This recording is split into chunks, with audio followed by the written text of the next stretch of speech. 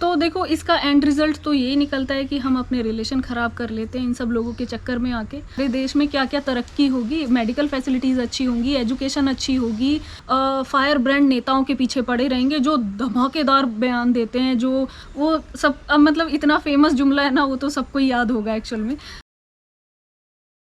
So good morning friends, welcome back to channel and hope करते हैं सभी बढ़िया होंगे। तो आज जैसा कि वेदर देख रहे हो आप, थोड़ा बादल हो गए गोवा में, तो ऐसा चलता रहता है। बट आज का जो वीडियो है वो अलग है, वो ना आज गोवा से रिलेटेड है। हम अपने इंडिया के नागरिक हैं, तो एज ए सिटीजन हमारा फ़र्ज बनता है इन मुद्दों पे कई बार बात करने का, क्योंकि इन मुद्दों पे कोई भी बात नहीं करता है और सब एक दूसरे को ब्लेम करते रहते हैं। जैसा कि आपने थंबनेल देख लिया होगा, टॉपिक थोड़ा सा सेंसिटिव है, बट बात कौन करेगा, हम ही को करनी पड़ेगी। बिल्कुल। इस टॉपिक में मतलब हमारा ये नहीं है कि भाई एक पे गलत बोल रहे हैं या दूसरे पे गलत बोल रहे हैं, लेकिन हाँ एज ए सिटीजन क्या एक्चुअल में होना चाहिए उस पर हमें बात करनी चाहिए। तो देखो ये थोड़ा सीरियस टॉपिक है। सीरियस मतलब हमारी सोसाइटी के लिए ये डेंजरस है, क्योंकि आजकल कैसा सोशल मीडिया बहुत एक्टिव है।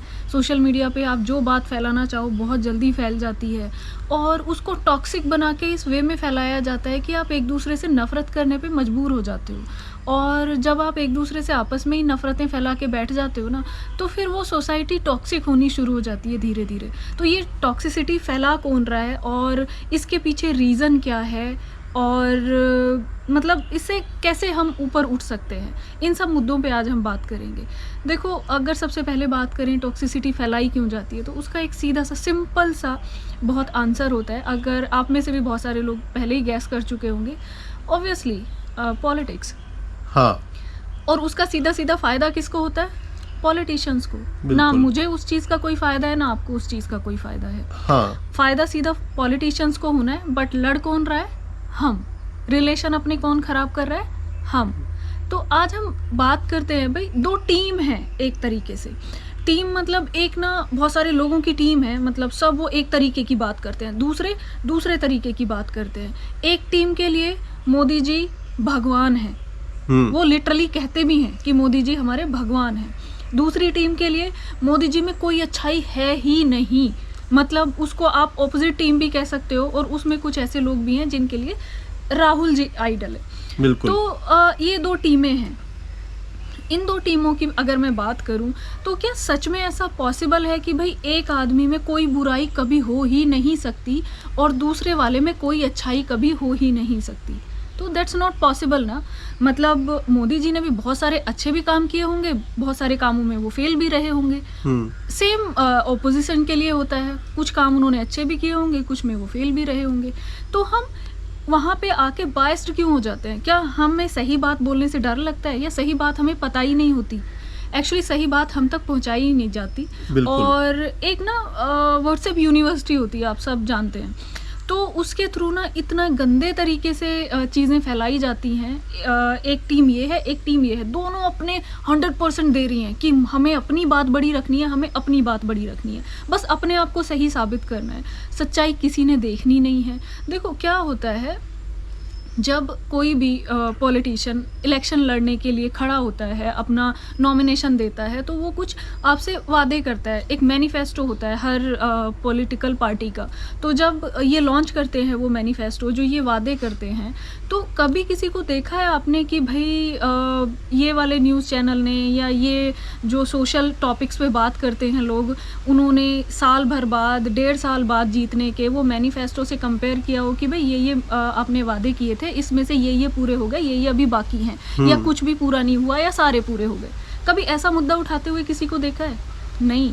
बस लोगों के फेवरेट हैं, मतलब ये मेरा बंदा फेवरेट है तो इसमें कोई कमी है ही नहीं, ऐसा दिखाया जाता है। और सबसे बड़ी बात, कस्टम को बीच में लाया जाता है। मतलब ये कस्टम वाले, जो ये धर्म वाले हैं, ये इसके साथ चलेंगे, वो धर्म वाले उसके साथ चलेंगे। क्यों? जब आप में आपस में झगड़ा होगा, जब आप आपस में ही लड़ बैठोगे, तो कल को एक दूसरे के काम तो आप तो आने से रहे, और आप ही थे, अड़ोसी पड़ोसी रिश्तेदार यही सब तो थे जो एक दूसरे के काम आ सकते थे।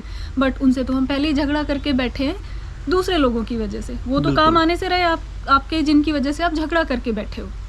तो इन सब चीज़ों में ना एक सबसे बड़ी जो दिक्कत आती है वो आती है हमारा एक तो मतलब एटीट्यूड और हमारा ओपिनियन। क्या कि अगर मेरा ओपिनियन कुछ अलग है और मोनिका का कुछ अलग है तो हम दोनों एक दूसरे के ओपिनियन पे एग्री नहीं करेंगे, और मैं अपना थोपना चाहूँगा मोनिका के ऊपर और मोनिका अपना थोपना चाहेगी मेरे ऊपर, जहाँ से क्या हमारे बीच में ना झगड़े शुरू हो जाते हैं। तो ये एक सबसे बड़ी दिक्कत है कि हम ये नहीं सोचते कि भाई ठीक है इसका ये ओपिनियन है तो ये अपने इसी के साथ रहे और मेरा जो है मैं अपने के साथ चलता हूँ। देखो पॉलिटिकल व्यू बहुत अलग बात होती है, बिल्कुल। और देश को लेके आप क्या सोचते हो और ये क्या सोचता है, मतलब मैं क्या सोचती हूँ और हरविंदर क्या सोचते हैं, ये दो बातें बहुत अलग हैं। बट लेकिन देश एक ही है हमारा। हाँ। हम एक ही देश में रह रहे हैं, सोसाइटी हमारी एक है।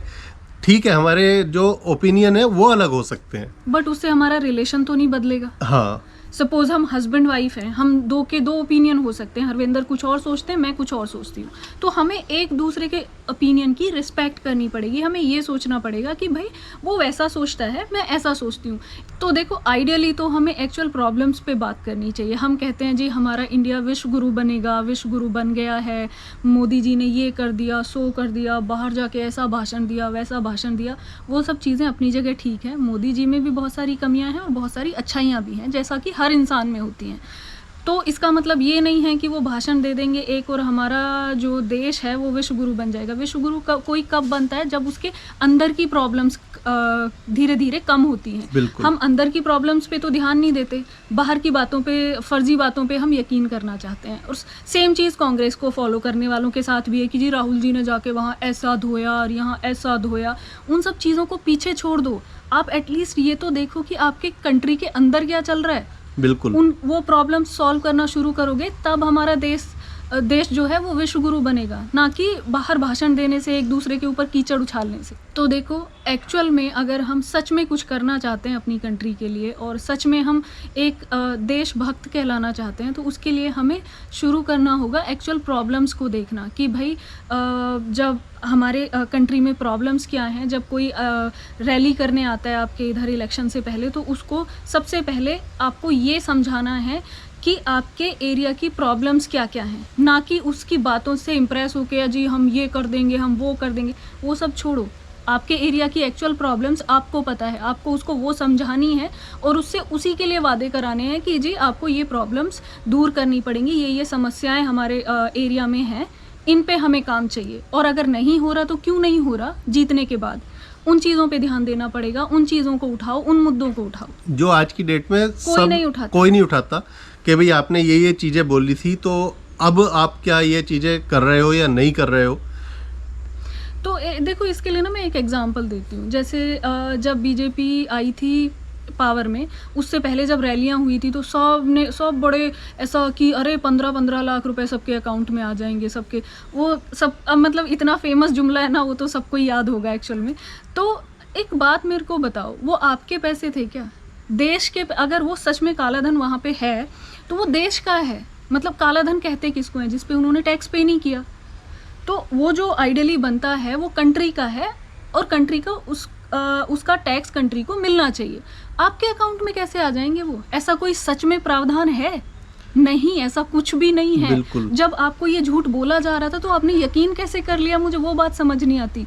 बहुत सारे लोग तो ऐसा बिल्कुल, अरे अब तो आने ही वाले हैं बस पैसे। तो हम खुद पागल बनते हैं ऐसी ऐसी बातों पे यकीन करके जिनका सर पैर होता ही नहीं। बल्कि हमें बस ये सोचना चाहिए कि ठीक है, अगर वो काला धन वापस आता है तो हमें क्या फैसिलिटीज़ और अच्छी हो सकती है हमारे देश के लिए। दूसरा, अगर भाई ऐसा कुछ था सपोज कि काला धन वापस आने वाला था, तो उसके लिए हमें ये नहीं पूछना था, ये सोच के जब उन्होंने बोल दिया 15-15 लाख रुपए सबको मिल जाएंगे, तो सब जानते हैं किसी को 15 लाख रुपए नहीं मिलने वाले। पर हमें सच में ये पूछना चाहिए था भाई उससे आप करने क्या वाले हो, क्या क्या कहाँ वो लगेगा, हमारे देश में क्या क्या तरक्की होगी, मेडिकल फैसिलिटीज़ अच्छी होंगी, एजुकेशन अच्छी होगी, रोड्स अच्छे होंगे, या मतलब पब्लिक ट्रांसपोर्ट अच्छा होगा। इन सब चीज़ों पे हम कभी बात करते ही नहीं। देखो आज की डेट में अगर गवर्नमेंट स्कूल्स की बात करूँ तो मैं अपने स्टेट की बात करती हूँ, जो मेरा अपना स्टेट है उत्तर प्रदेश।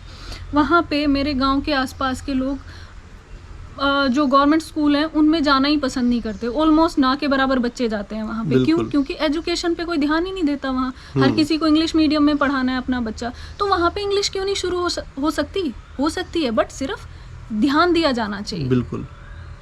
ऐसा तो है नहीं कि भाई वहाँ कहीं जो प्राइवेट स्कूल्स होते हैं वहाँ कहीं अलग से टीचर बन के आते हैं, नहीं ना, सब यही पढ़ाते हैं।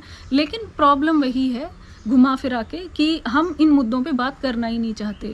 ना तो हम पब्लिक ट्रांसपोर्ट पे बात करेंगे, ना हम एजुकेशन पे बात करेंगे, ना हम रोड्स पे बात करेंगे, ना बाकी की फैसिलिटीज़ हॉस्पिटल्स पे बात करेंगे, गवर्नमेंट हॉस्पिटल में क्या क्या फैसिलिटीज़ मिल रही हैं उन पे, ये सब चीज़ों पे हम बात नहीं करेंगे। हम बस फायर ब्रांड नेताओं के पीछे पड़े रहेंगे जो धमाकेदार बयान देते हैं, जो लाइक उल्ट सुल्ट बोलते हैं। तो देखो इसका एंड रिजल्ट तो यही निकलता है कि हम अपने रिलेशन ख़राब कर लेते हैं इन सब लोगों के चक्कर में आके।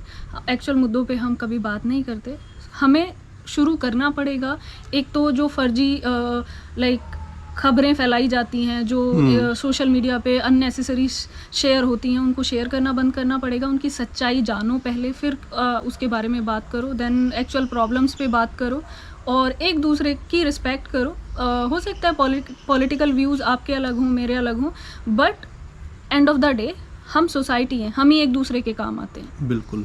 सो गाइज, होप करते हैं वीडियो आपको अच्छा लगा होगा। वीडियो अच्छा लगा हो तो लाइक, शेयर और कमेंट करके बताना आपका क्या व्यू है इस टॉपिक के बारे में। बाकी मिलते हैं अगले किसी ऐसे ही वीडियो में। Till then take care, bye bye.